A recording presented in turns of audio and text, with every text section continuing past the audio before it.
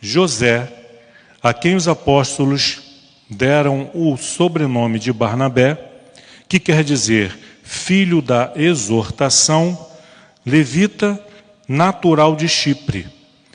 Como tivesse um campo, vendendo-o, trouxe o preço e o depositou aos pés dos apóstolos. Amém. Pai amado, Pai querido, louvado e bendito seja o teu santo nome, Pai. Contamos com a manifestação do teu Espírito, ministrando aos nossos corações o entendimento, o discernimento, o conhecimento e a sabedoria da tua palavra.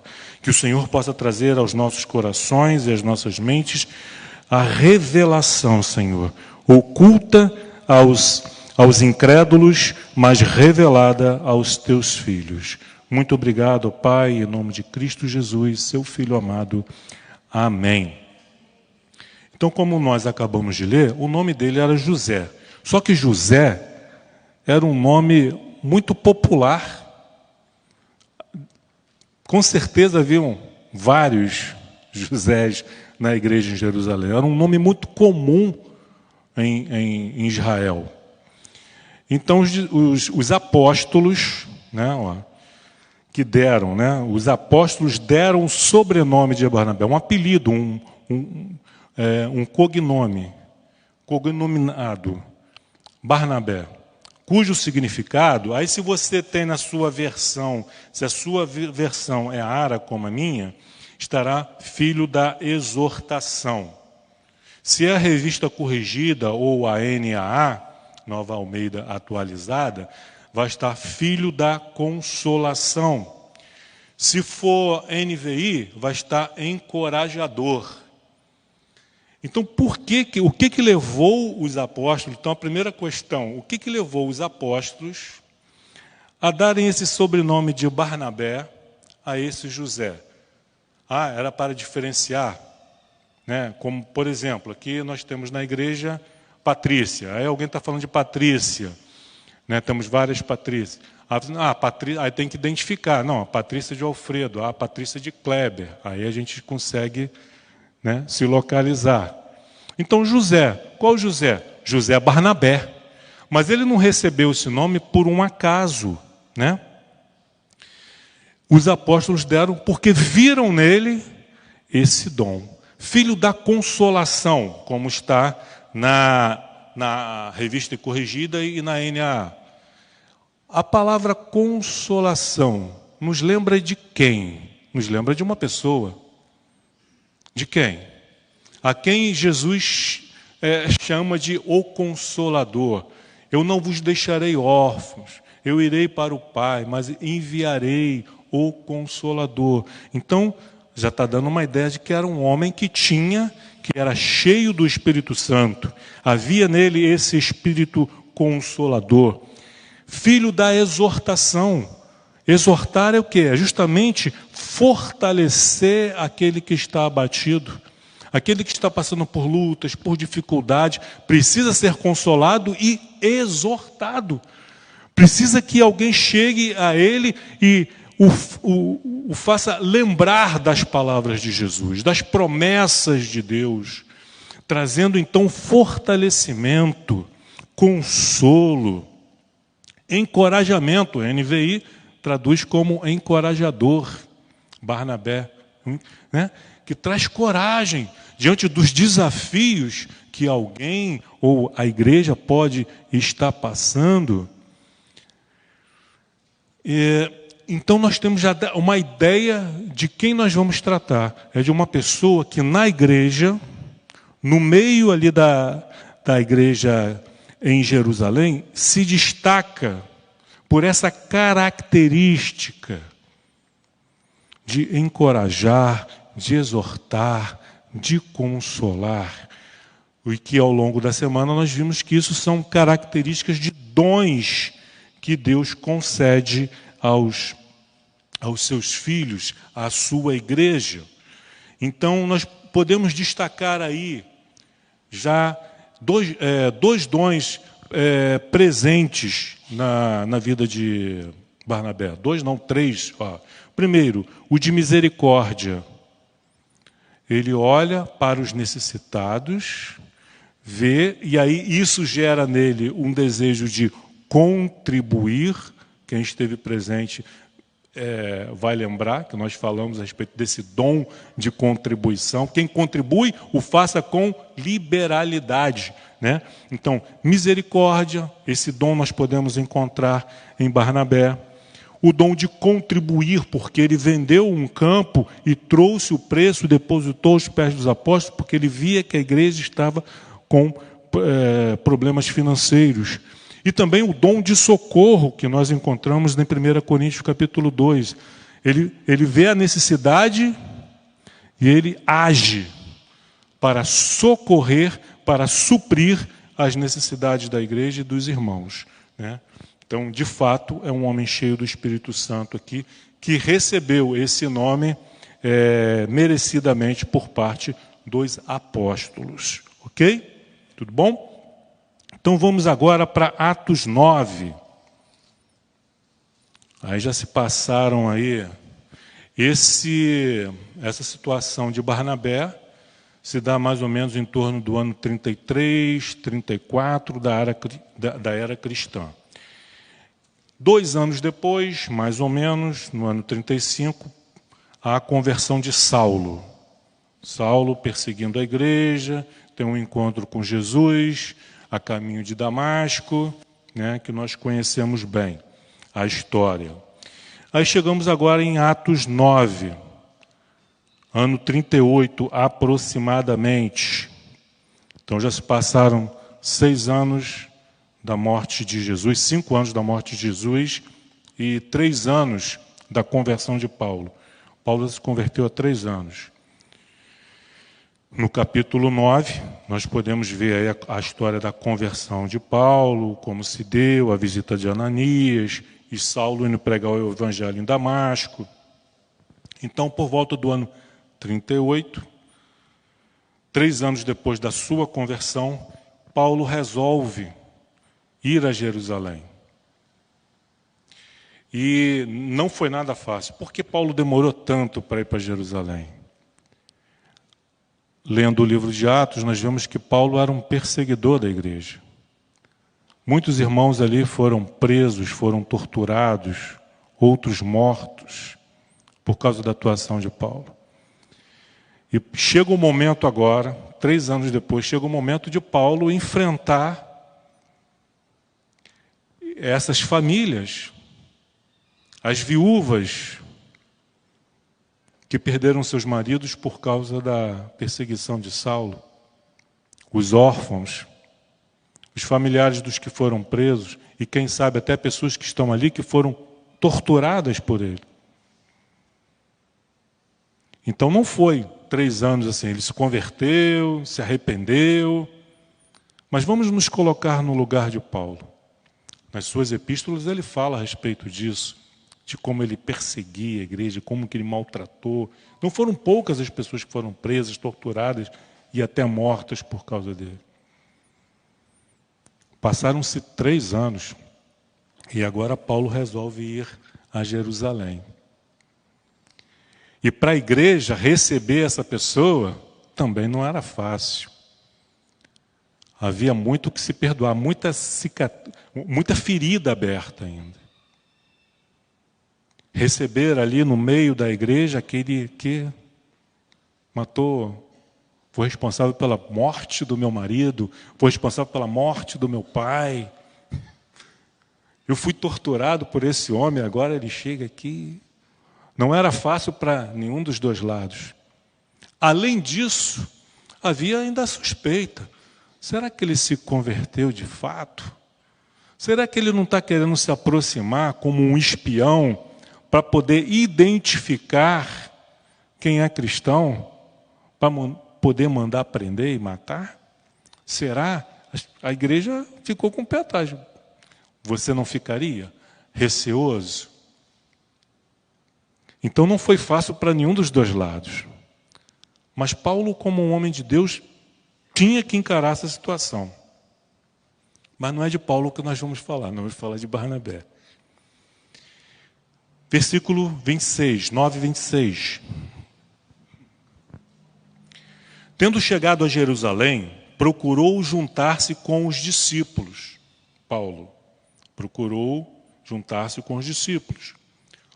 Todos, porém, todos, não foi alguns, mas todos, porém, o temiam, não acreditando que ele fosse discípulo.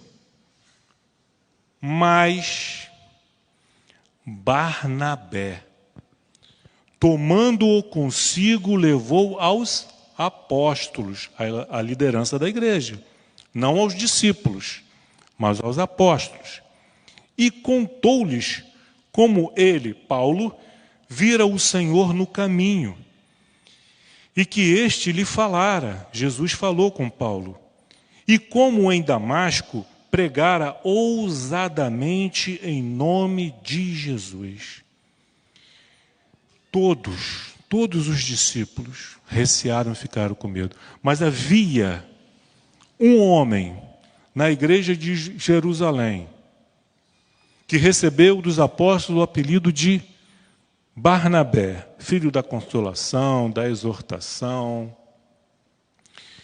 E aí ele vai então ao encontro de Paulo, saber melhor os detalhes, que história é essa. Então, eu fico imaginando a conversa ali, Paulo contando a sua história, abrindo o seu coração para Barnabé, falando da sua experiência a caminho de Damasco, quando ele estava indo para aprender cristãos, e aí o Senhor se revela e fala com ele, e ele fica 3 dias cego, sem ver, sem comer, porque não estava entendendo, e Deus envia então Ananias ora, e a sua visão volta, e aí então ele se restabelece após comer, e a partir daí, ele já começa a pregar a respeito de Jesus, ele está compartilhando com Barnabé da sua experiência, da sua conversão, e de como ele começou a pregar então ousadamente a respeito de Jesus.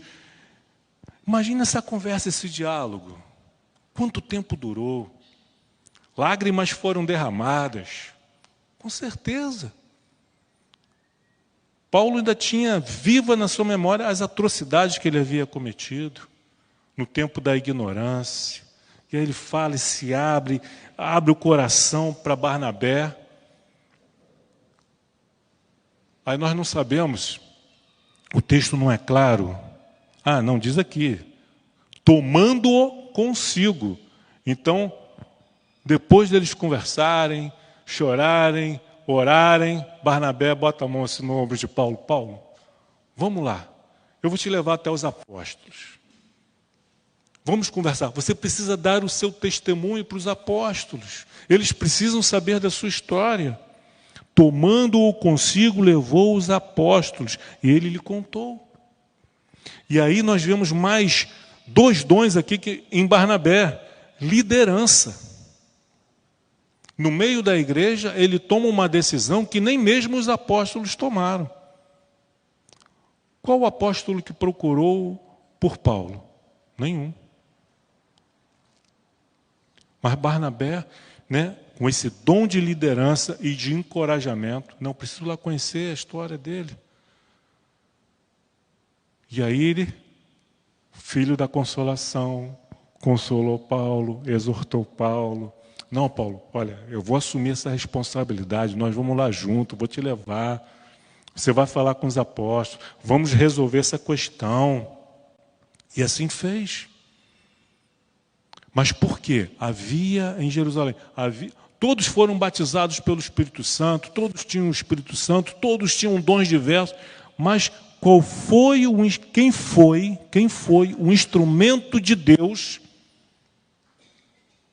para ir ao encontro de Saulo, Paulo, aquele que haveria de ser, mais um apóstolo, responsável pela evangelização daquela região, daquele mundo conhecido ali do Império Romano, de cidades gregas. Quem foi? Barnabé. Foi um instrumento de Deus. Por quê? Porque era um homem cheio do Espírito Santo.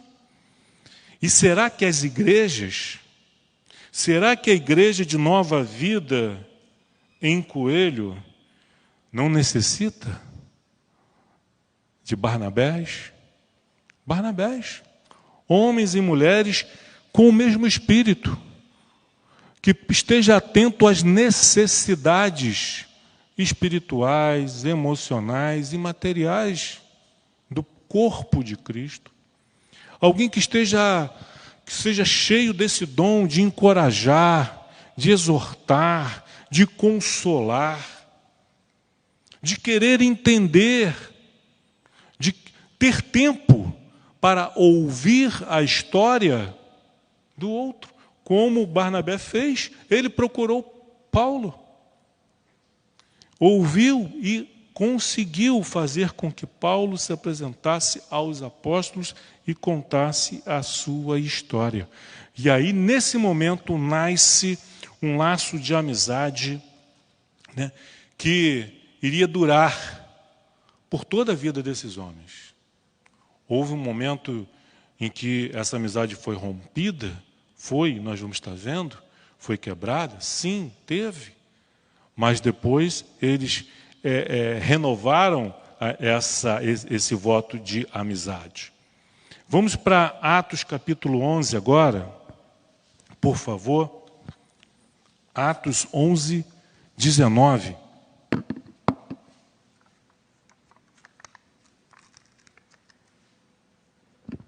E esse texto requer uma atenção, merece uma atenção toda especial.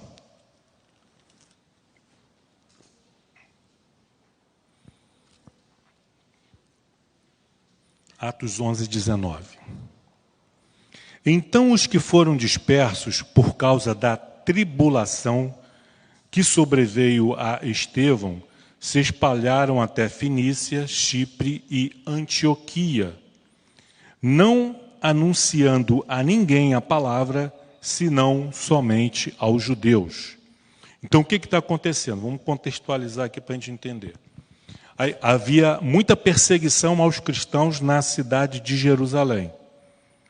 Uma perseguição tão insuportável que fez com que eles se dispersassem, que eles se espalhassem. Por causa da tribulação, que veio logo após a morte e o apedrejamento de Estevão.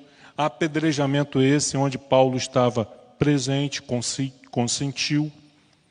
Então foram pela Fenícia, Chipre e Antioquia, cidades gregas. E não anunciaram a ninguém o evangelho, senão somente aos judeus. Estavam em cidades gregas, mas pregavam a respeito de Cristo somente para os judeus. Isso aqui já no ano 44, já se passaram 11 anos do Pentecostes, do derramamento do Espírito Santo. Vejam como nós somos lentos para aprender. A gente acha que, embora Jesus tivesse dito que o Evangelho seria para todos, inclusive para os gentios, eles receberam o Espírito Santo, se passaram 11 anos e a igreja não compreendeu que o Evangelho de Jesus Cristo era universal, não era apenas para a nação de Israel. Há aquela situação com Pedro, Cornélio, o derramamento do Espírito Santo ali na casa de Cornélio, para que Deus tivesse assim, vocês estão vendo? E nem assim, com muita dificuldade, eles foram entender que o Evangelho também era para os gentios. Estamos no ano 44. Então, não anunciando a ninguém a palavra, senão somente aos judeus. Versículo 20. Alguns deles, porém, que eram de Chipre e de Cirene, e que foram a Antioquia, falavam também aos gregos, anunciando-lhes o evangelho do Senhor Jesus. Glória a Deus. Porque nesse caso, há caso que alguns vão trazer problemas.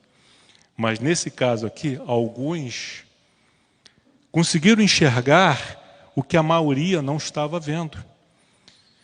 Alguns deles, porém, que eram de Chipre e de Cirene, e que foram até Antioquia falavam, pregavam, evangelizavam também os gregos. Glória a Deus por esses alguns anônimos, mas importantíssimos nesse momento, nesse contexto da história, para a divulgação do Evangelho.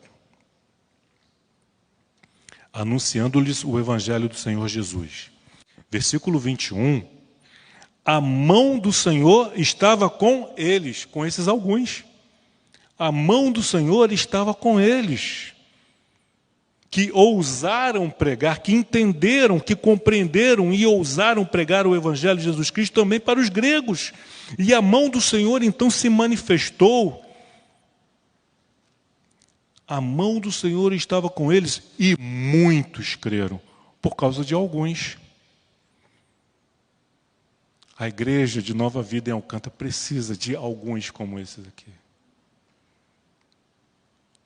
Que estejam com seus ouvidos sensíveis à voz de Deus e compreendam e preguem, para que a mão de Deus possa se manifestar e Deus provar, eu estou com vocês. E muitos creiam, e muitos crendo se converteram ao Senhor. A notícia, versículo 22, a notícia a respeito deles, desses alguns que pregaram para os gregos e dos muitos que estavam se convertendo, chegou aos ouvidos da igreja que estava em Jerusalém.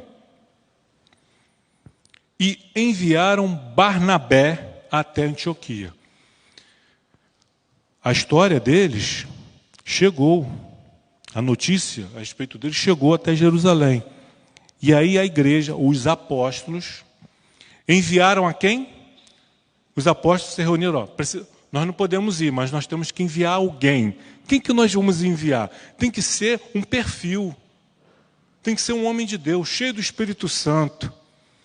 Alguém que a gente confia, que a gente sabe que vai chegar lá e vai fazer um bom trabalho. Quem que eles escolheram? Barnabé. E enviaram Barnabé a Antioquia.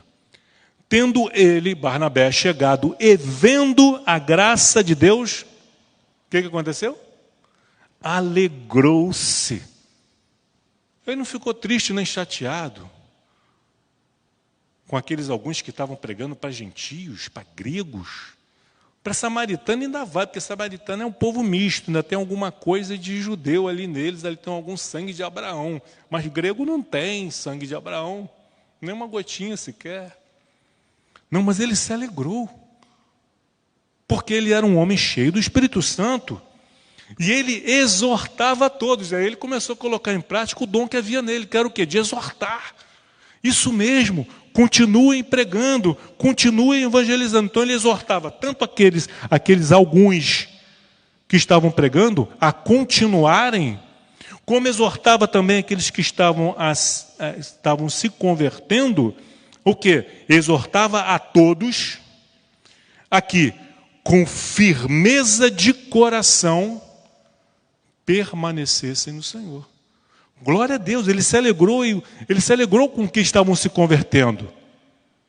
Mas ele disse agora, olha, permaneçam firmes na decisão que vocês tomaram.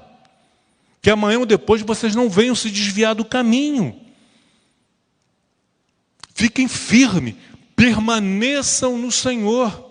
E na exortação, cabe também você dizer, olha, o fato de você se converter não quer dizer que daqui para frente a sua vida vai ser uma maravilha, que você não vai ter lutas, que você não vai ter problemas, que você não vai ter dificuldade. Vai ter, mas o Senhor é contigo, o nosso Deus é contigo, Ele é maior, Ele é mais poderoso.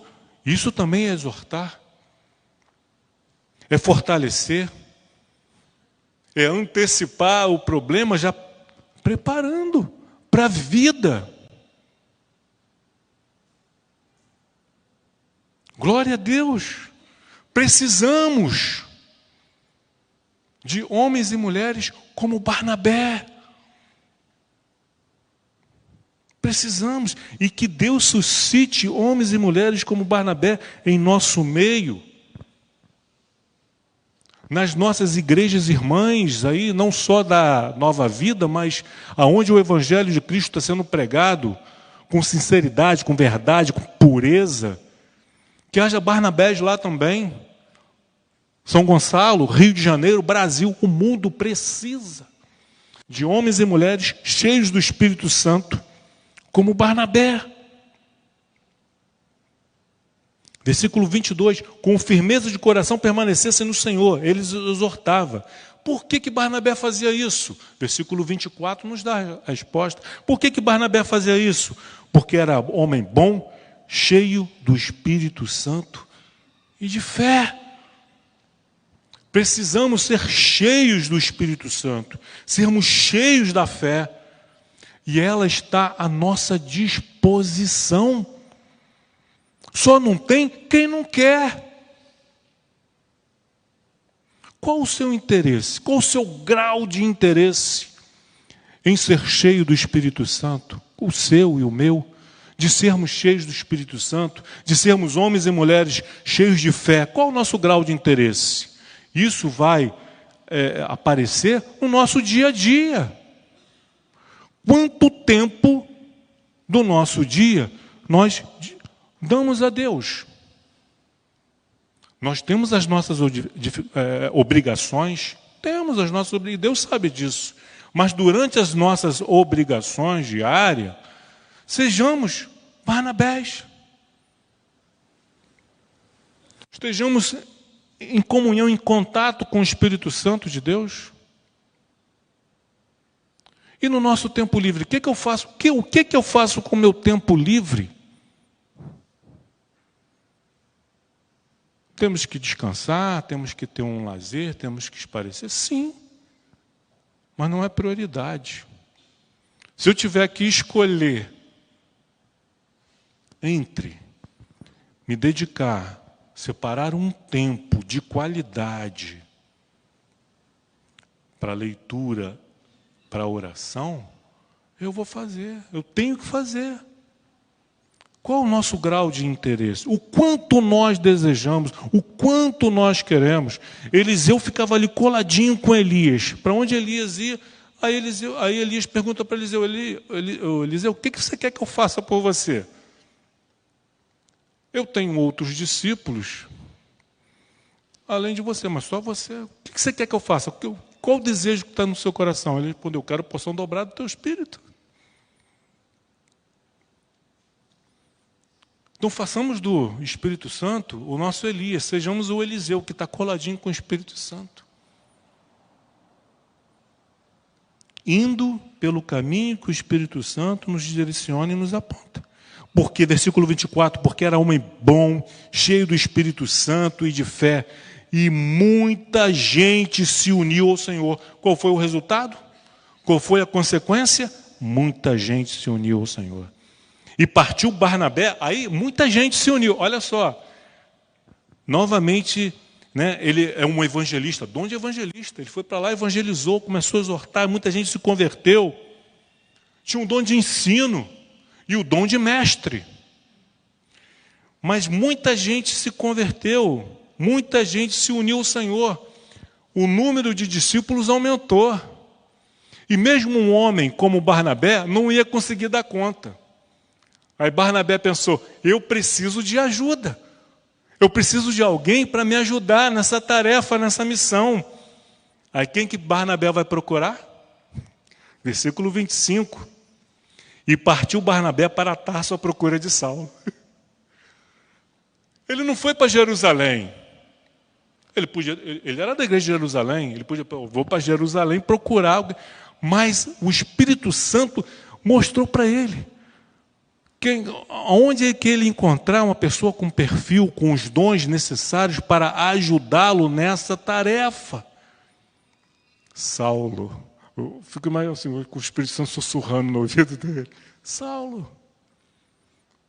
Senhor, envia um trabalhador, envia, Senhor, alguém para me ajudar. E, Saulo. E aí ele vai para Tarso, à procura de Saulo. Ora, líder.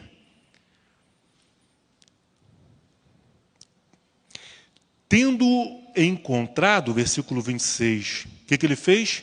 levou para Antioquia. Ele chegou lá, olha, Paulo, olha, a mão de Deus está agindo poderosamente em Antioquia. Os gregos estão se convertendo, os judeus. Eu preciso de ajuda. Uma multidão está se convertendo. Tem muita gente precisando ser ensinada, instruída, edificada na palavra, mas eu sozinho não consigo, eu preciso, venha comigo. E Paulo foi. Tendo-o encontrado, levou para Antioquia. E por todo um ano, eles permaneceram ali por um ano, se reuniram naquela igreja e ensinaram numerosa multidão. E em Antioquia foram os discípulos, pela primeira vez chamados cristãos. 11 anos depois da descida do Espírito Santo, do Pentecostes. 11 anos depois, em Antioquia, não foi nem Jerusalém, foi Antioquia. Cristãos, pequenos cristos. Discípulos de Cristos. Isso é o que significa a palavra cristão. Entende o peso desse nome? Pequenos cristos, ou discípulos de Cristo. Aí nessa igreja, depois de um ano lá, eles fazendo esse trabalho missionário, abençoado, fantástico, maravilhoso. Aí naqueles dias, desceram alguns profetas de Jerusalém para Antioquia. Foram alguns profetas para lá, para visitar a igreja e ministrar o coração deles, contribuir com o conhecimento. Então, chegaram a Antioquia. E apresentando-se um deles, chamado Ágabo, dava a entender pelo Espírito que estava para vir grande fome por todo o mundo, a qual sobreveio nos dias do imperador Cláudio. Ok?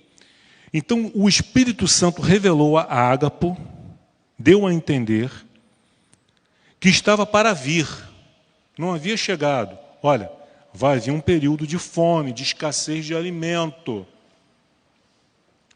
O Espírito Santo está... Com que finalidade? Para gerar pânico, medo? Não, mas para a igreja se preparar.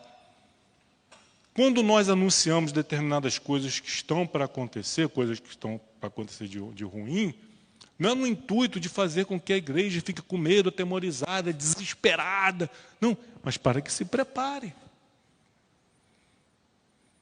Quando Deus deu aquele sonho lá para Faraó, que José interpretou dos 7 anos de abundância, depois 7 anos de fome, foi para quê? Para se preparar. E os egípcios se prepararam. Então, isso está sendo revelado para quê? Para a igreja se preparar.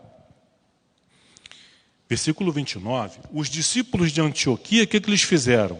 Os discípulos, cada um conforme as suas posses, resolveram enviar socorro aos irmãos que moravam na Judéia. O período da fome nem chegou ainda. Não, tá bom, Ágabo. Quando chegar o momento da fome, a gente envia recursos para vocês. Não, eles anteciparam. Olha, então, os discípulos, conforme as suas posses, já resolveram, ó, vamos recolher aqui uma oferta, enviar para os irmãos de Jerusalém e da Judéia, para que quando chegar, eles tenham recurso para comprar alimento. Por quê? Muitas vezes não é porque está faltando alimento, mas porque o alimento está escasso, fica muito caro.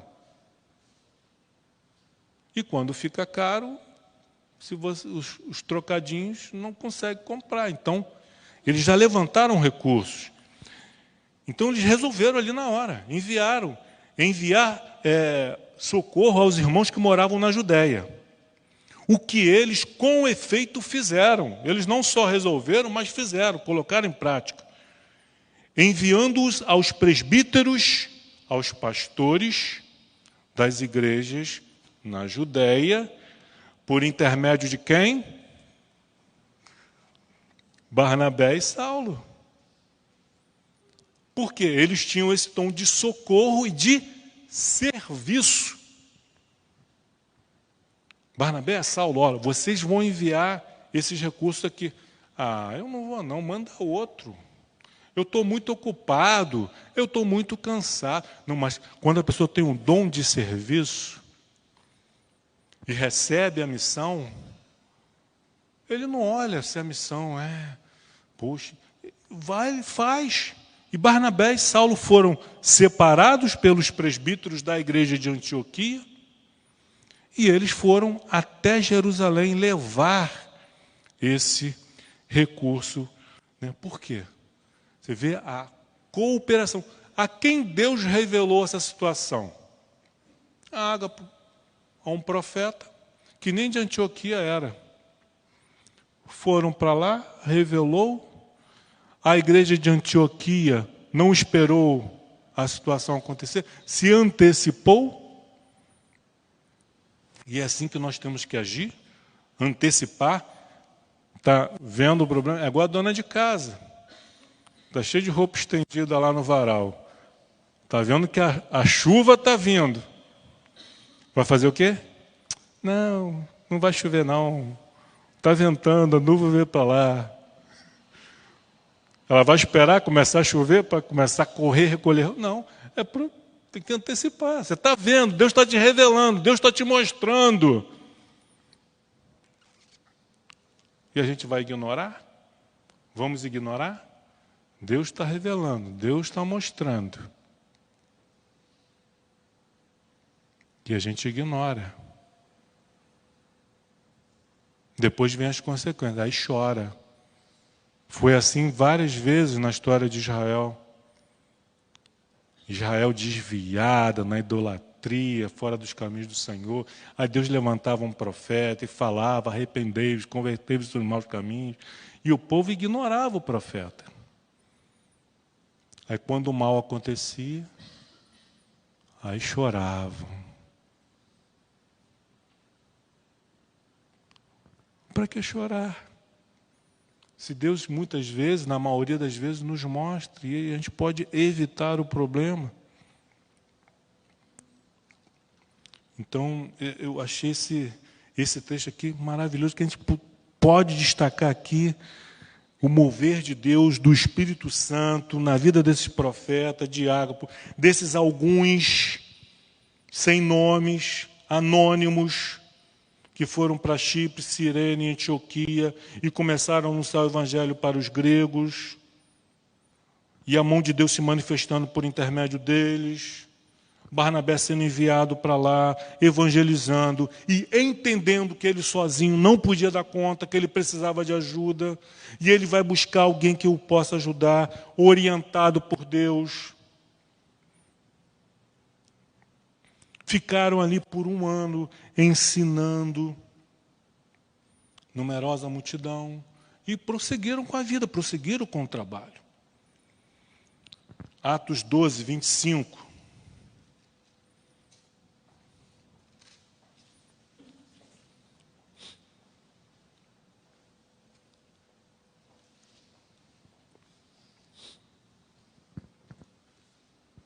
E a história está acontecendo. Atos 12, 25, agora vai tratar de Barnabé e Paulo retornando de Jerusalém.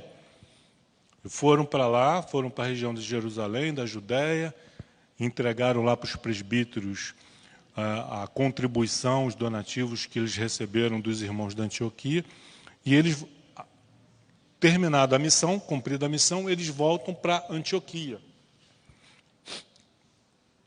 Barnabé e Paulo, cumprida a sua missão, voltaram de Jerusalém, levando também consigo a João, apelidado Marcos.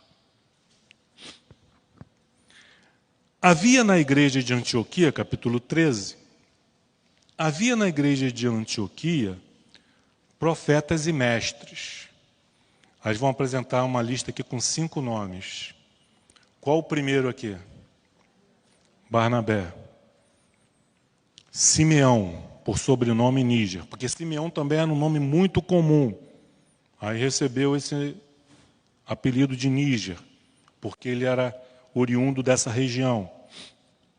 Lúcio de Cirene. Manaém, Colasso de Herodes. Aí aqui ele é identificado como um empregado de Herodes, o tetrarca, e Saulo. Saulo está no finalzinho da lista aí. Desses 5 nomes, começa com Barnabé e termina com Saulo. E servindo eles ao Senhor, estão servindo ao Senhor no seu dia a dia lá, pregando o evangelho, ensinando, exercendo a função lá de presbíteros. E jejuando, então eles estavam desempenhando sua função, e jejuavam, oravam. Disse o Espírito Santo: separai-me agora, Barnabé e Saulo, para a obra que os tenho chamado. Quem é que chama? É o Espírito Santo. É Deus que chama. É Deus que separa. É Deus que capacita. Por que Deus não chamou Simeão, ou Lúcio, ou Manaí? Não sei. O Espírito Santo sabe.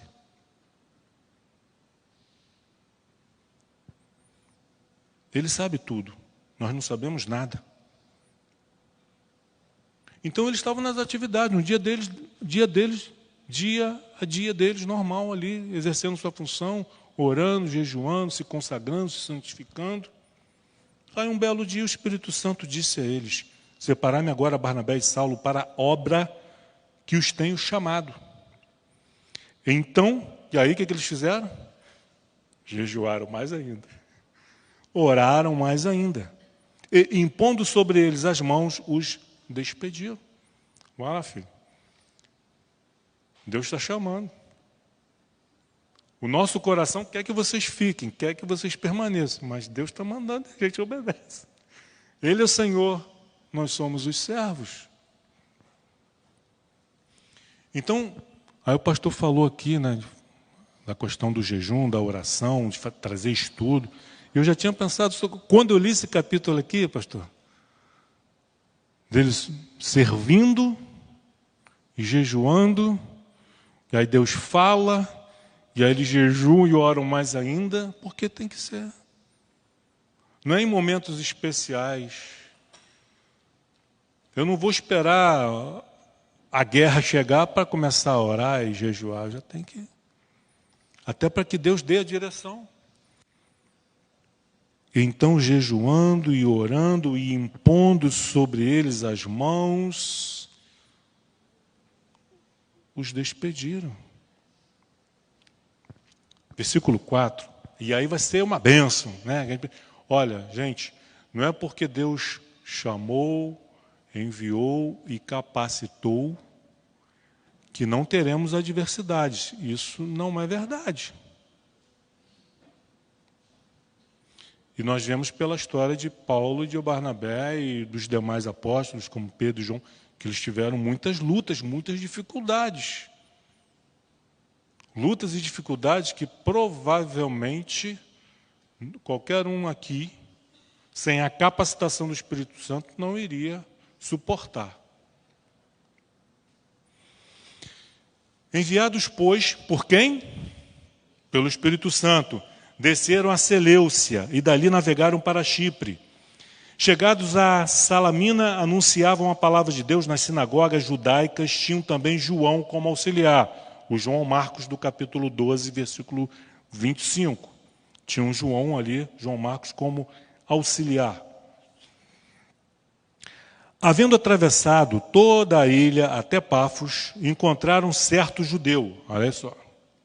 Encontraram certo judeu, mágico, falso profeta, de nome Bar Jesus.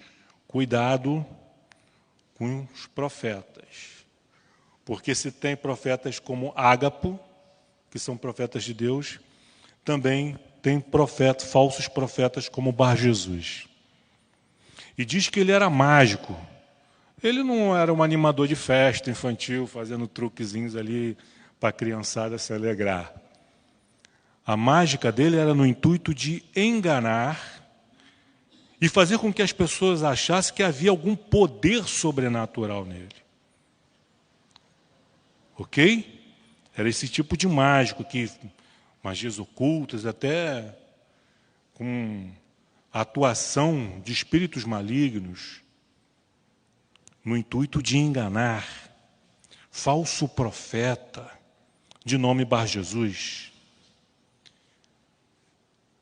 O pai desse homem se chamava Jesus, porque o Bar indica isso. É como o Júnior, né? A gente fala assim, João Júnior, é porque o pai dele era João. Então, quando vem o Bar Jesus, Bartimeu, filho de Timeu, Bar Jesus, filho de Jesus. Então, o pai de Bar Jesus se chamava Jesus, como nosso Jesus. Só essa semelhança e nada mais. Versículo 7. O qual estava com o procônsul Sérgio Paulo. Então, esse falso profeta, esse mágico, esse guru aí, que cruzou o caminho de Barnabé e Paulo, ele estava com quem? Com Sérgio Paulo, procônsul. Então, o procônsul, ele conseguiu enganar o procônsul, Sérgio Paulo. E Lucas escreve que era homem inteligente. Ora, não era um homem iletrado, ignorante, bobinho, tolinho. Mas as mágicas e a falsa profecia de Bar Jesus conseguiu enganar até o procônsul, que era homem inteligente, tá, gente? Não era bobinho, não. Este, né, o procônsul, Sérgio Paulo, este, tendo chamado Barnabé e Saulo, diligenciava para ouvir a palavra de Deus, que era um homem interessado. Ele está demonstrando que ele tem interesse nas coisas de Deus. Versículo 8. Mas opunha-se-lhes Elimas, o mágico, né, o mesmo. Porque assim se interpreta o nome dele, Bar Jesus, Elimas. Assim se interpreta o nome dele. Procurando afastar da fé o procônsul. Por quê? Porque Barnabé e Paulo estavam pregando o evangelho genuíno do Senhor Jesus Cristo. Doutrinas diferentes daquilo que ele ensinava. E aí quando ele viu o Elimas, ou Bar Jesus, como você preferir chamar, esses dois vão queimar meu filme, vão ensinar a verdade, vai trazer luz e entendimento para Sérgio Paulo, e eu vou ser colocado de escanteio. Aí ele começou a se opor, né? Opor ao evangelho, afastar da fé o procônsul. E aí Paulo, cheio da indignação divina, porque os homens de Deus também ficam indignados. Essa coisa, né? Paz, amor. Mais amor e menos ódio. Julgue menos, ame mais. Isso é para quem não conhece o evangelho. Aí Paulo, todavia Saulo, também chamado Paulo, cheio do quê? Cheio de ira, cheio de raiva, cheio de carnalidade. Não, cheio do Espírito Santo. Fixando nele os olhos, imagina os olhos de Paulo. Fixando neles os olhos, disse: "Ô meu irmão, você está se opondo, não é isso. Deixa eu te explicar, você entendeu errado." Foi isso que Paulo falou para ele? Ó filho do diabo, cheio de todo engano e de toda malícia, inimigo de toda justiça, não cessarás de perverter os retos caminhos do Senhor? Sabe que Paulo falou isso com a voz assim? Como é que ele falou? Com dureza. Pois agora os caminhos do Senhor, versículo 11, pois agora, eis aí está sobre ti a mão do Senhor, e ficarás cego, não vendo o sol por algum tempo. Né? Esse por algum tempo vai ser só para você sentir o peso da mão do Senhor. Para que você, assim como eu fiquei cego também, assim como eu também no outrora fui um filho do diabo, eu também fui cheio de todo engano, de toda malícia, inimigo da justiça. Mas um dia eu tive um encontro com Jesus e fiquei cego, e Deus teve misericórdia de mim. E eu recuperei não só a visão física, mas principalmente a visão espiritual, que eu consegui ver coisas que o homem espiritualmente cego não consegue enxergar. Então, vai acontecer com você a mesma coisa que aconteceu comigo. Você vai ficar cego por alguns dias, não vendo o sol por algum tempo. No mesmo instante caiu sobre ele névoa e escuridade. E andando à roda, procurava quem o guiasse pela mão. Imagina o desespero dele. Então, o procônsul, vendo o que sucedera, creu, maravilhado com a doutrina do Senhor, porque era uma doutrina que havia autoridade. E aí eu pergunto, a igreja, se passaram 2000 anos, a igreja do século 21, não precisa dessa autoridade? Quantos Bar Jesus, quantos Elimas existem por aí, se opondo à verdade? E a igreja não se posiciona, chamando-os como devem ser chamados, filhos do diabo, enganadores, maliciosos, inimigos da justiça. A gente fica naquela coisa do paz e amor, Deus e amor. Sabe por que isso acontece? Porque nos falta o Espírito Santo, com discernimento de espírito, que é um dom. E a gente não discerne o espírito e fica assim, igual criança, aceitando qualquer saquinho de jujuba, de bala ou pirulito que nos é oferecido pelo inimigo, em troca do doce do açúcar. Enquanto Deus tem um evangelho mais doce que o mel para nos dar. Então o procônsul, vendo o que suceder, creu, maravilhado com a doutrina. Se converteu. Mas porque tinham 2 homens aqui, cheios do Espírito Santo, que tiveram a coragem, a ousadia de pregar o Evangelho. Depois disso, versículo 13, navegando de Pafos, Paulo e seus companheiros dirigiram-se a Perge da Panfilha. João, porém, apartando-se deles, voltou para Jerusalém. João Marcos, que tinha ido com eles, agora se aparta e volta para Jerusalém.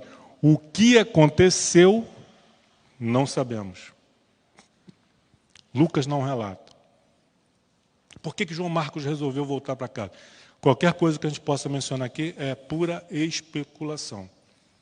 O que importa é que ele voltou, né? Deixou Barnabé e Paulo e regressou.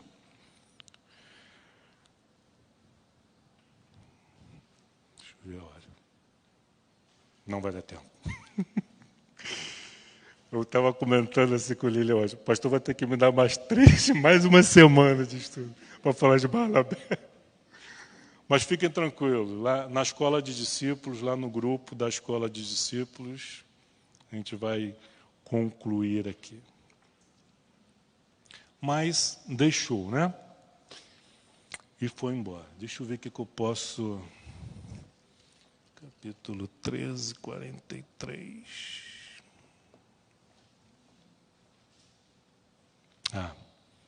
Esse aqui vai ficar para a escola de discípulos. Se você não faz parte da escola de discípulos, sinto muito, você vai ficar sem essa informação, né?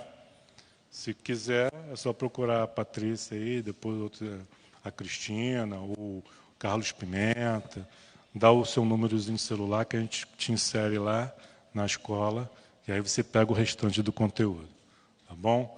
É porque tem coisas que é só para os discípulos amados. É só para os discípulos mais próximos, entendeu? Tem certas revelações que a gente não pode dar para todo mundo. É só para quem quer. é para quem tem fome, para quem tem sede. Ok? Mas é muito interessante essa história aqui de Barnabé e Paulo aqui em Listra. Muito interessante. Ok. Mas aí o que acontece? 2 homens cheios do Espírito Santo, cheios de Deus. E aí eles levaram Marcos para os acompanhar. Marcos abandona logo na primeira viagem ali, a viagem não estava nem mal começando, logo no início. Abandona e vai embora. Eles prosseguem com a viagem missionária deles, foi uma bênção, embora não tenha sido fácil, passaram por lutas, por maus pedaços, mas no final das contas foram bem sucedidos. Foi tudo muito dentro da vontade de Deus. Capítulo 15, 36.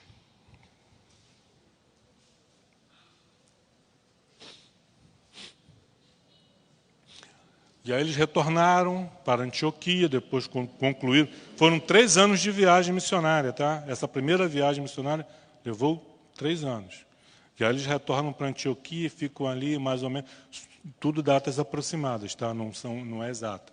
Ficaram ali mais ou menos 1 ano e depois, versículo 36, 15, 36, alguns dias depois disse Paulo a Barnabé: voltemos agora para visitar os irmãos por todas as cidades nas quais anunciamos a palavra do Senhor, para ver como passam, como que eles estão.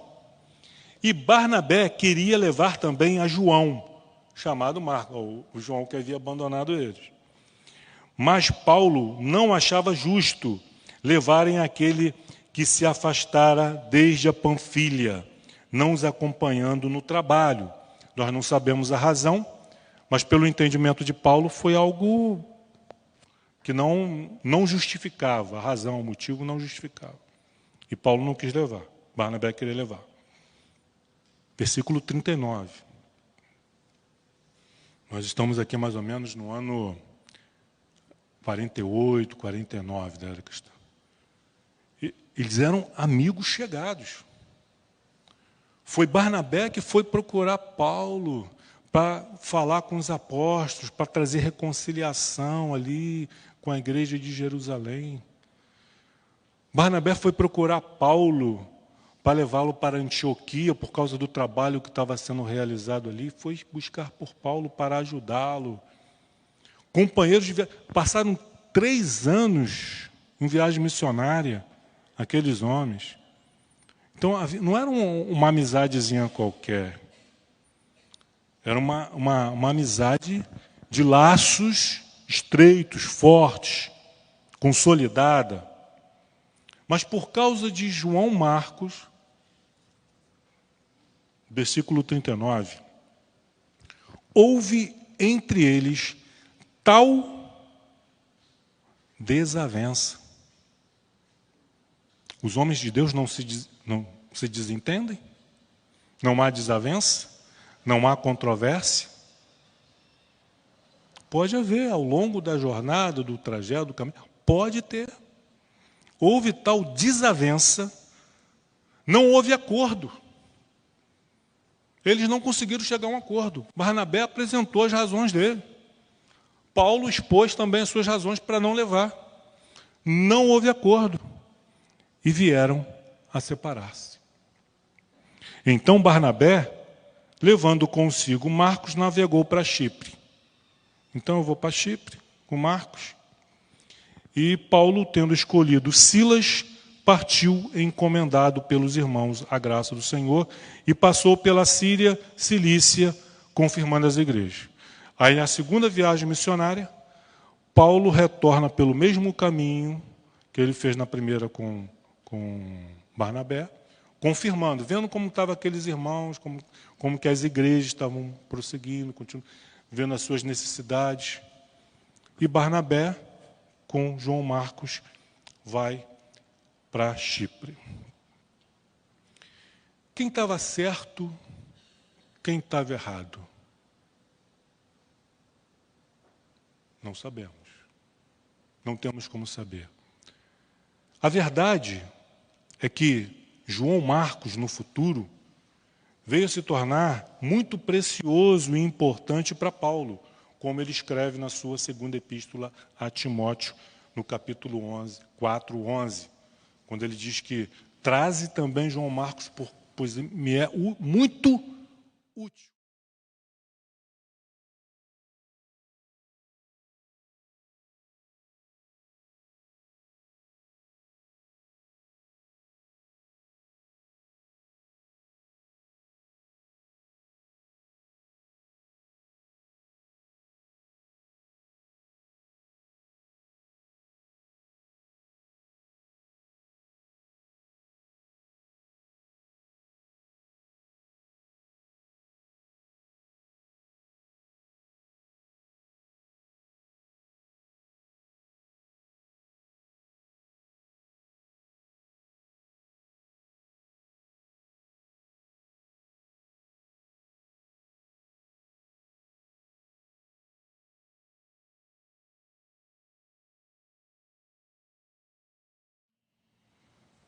Com certeza, entrou no seu coração. Olha a responsabilidade que João Marcos leva agora consigo. Eu fui o pivô da divisão, da separação de Barnabé e Paulo. Olha a responsabilidade. Eu não posso errar novamente. Eu não posso errar de novo. Principalmente com Barnabé, que me deu esse voto de confiança. Se da primeira vez eu fui inútil, agora eu serei útil. Serei o companheiro de viagem, de missão, de evangelismo, que Barnabé precisa que eu seja. As palavras que Paulo me dirigiu doeram. Mas o que ele falou foi verdade. Talvez, eu estou conjecturando, porque isso são experiências que nós passamos. João Marcos pode ter dito, talvez eu no lugar de Paulo teria feito a mesma coisa. Não teria me levado. Não sei. Nós não sabemos o que eles conversaram, o que Paulo e Barnabé conversaram, o que um falou para o outro, mas João Marcos estava ali ouvindo. E aquilo que ele ouviu desses dois homens de Deus mudou e transformou a sua vida. Houve esse rompimento momentâneo. Se separaram. Mas não porque estavam de mal. Não, falaram, olha, já que a gente não consegue chegar, então você vai para lá, que eu venho para cá. Leva João Marcos com você, eu vou levar Silas. Está tudo bem. E agora, em vez de uma dupla de missionários, seremos duas duplas. O número de pessoas alcançadas pelo Evangelho será maior. 2 vezes maior. E assim foi feito. Então, queridos, pensem nisso no que nós ouvimos essa manhã a respeito de Barnabé. Há muitas coisas que ainda poderíamos dizer a respeito desse homem extraordinário. Esse homem de Deus que recebeu esse nome não foi por acaso, e nós vemos pela sua trajetória, pela sua história de vida, que ele merecia esse título. Filho da consolação, filho da exortação. Mas o importante é que fique, era um homem comum. Nós não estamos falando de Jesus, do Filho de Deus. Nós não estamos falando dos apóstolos que tinham um chamado especial. Mas você e eu podemos, se nós assim desejarmos, se nós nos entregarmos, se nós nos colocarmos nas mãos de Deus, fomos sensíveis ao Espírito Santo, a sermos como Barnabés, como Paulo, como Pedro, João e tantos outros, como esses alguns aqui que não tinham nome. Talvez esses alguns possam ser a gente.